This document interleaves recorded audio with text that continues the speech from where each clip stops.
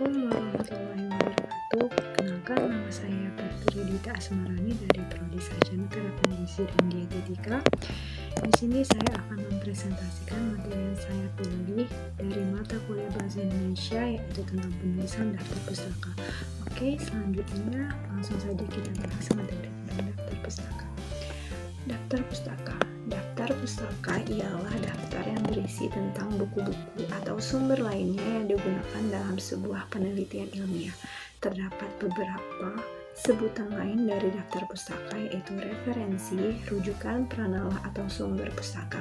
Daftar pustaka umumnya terletak pada halaman akhir dari karya ilmiah. Tujuan daftar pustaka itu sendiri: 1. Menguatkan tulisan ilmiah, 2. Untuk menghindari tuduhan plagiat, 3. Untuk menghargai penulis yang menjadi sumber acuan dalam penulisan karya ilmiah, yang keempat, membantu pembaca lainnya mengetahui lebih dalam sumber kutipan karya ilmiah yang kita tulis, dan yang kelima itu penulisan sumber kutipan. Cara menulis daftar pustaka yang benar yaitu berdasarkan urutan abjad nama belakang dari penulis, dan yang kedua itu berdasarkan urutan tanggal publikasi yang paling awal. Untuk komponen daftar pustaka itu ada yang pertama, nama penulis. Untuk penulisan nama penulis itu berdasarkan dari nama belakang penulis, baru disusul dengan tanda koma dan inisial nama depannya. Contohnya itu Dewi Lestari, maka kita menulisnya Lestari, Dewi.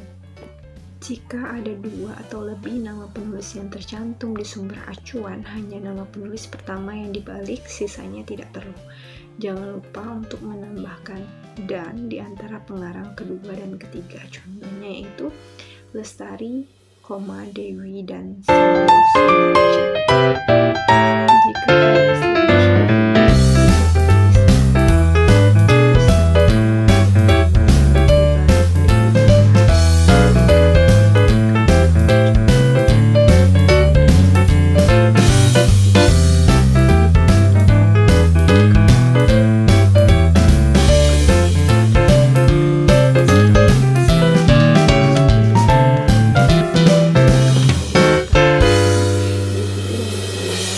kurung dan tutup kurung. Contohnya Andrea Hirata dibalik menjadi Hirata, Andrea, terus tanda titik, baru tahun terbitnya itu 2006. Untuk judul bukunya itu perlu diingatkan untuk menuliskannya dengan tulisan miring atau italik seperti contoh yang ada di PPT. Jadi Sang Pemimpi, Hirata, Andrea, titik, buka kurung 2006, tutup kurung, titik, judulnya Sang Pemimpi. Kemudian tempat terbit.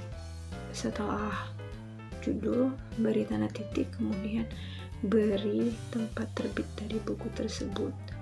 Nah, di dalam buku ini tempat terbitnya itu di Yogyakarta, jadi dari nama Yogyakarta, kemudian dikasih tanda titik 2, kemudian yang kelima itu ada nama penerbit. Jadi ketika ada tanda titik 2 itu lanjutkan dengan nama penerbit. Nama penerbit dari buku Andrea Hirata ini itu adalah Bentang, jadi Yogyakarta, tidak pakai spasi, beri tanda titik 2, kemudian spasi dengan nama penerbitnya yaitu Bentang, seperti yang ada di dalam kalimat PPT tersebut. Bisa dilihat dalam PPT yang saya berikan, saya cara menulis daftar pustaka dari buku dan contohnya. Bisa dilihat untuk penulisannya itu sama saja seperti yang saya bilang. Kemudian ada contoh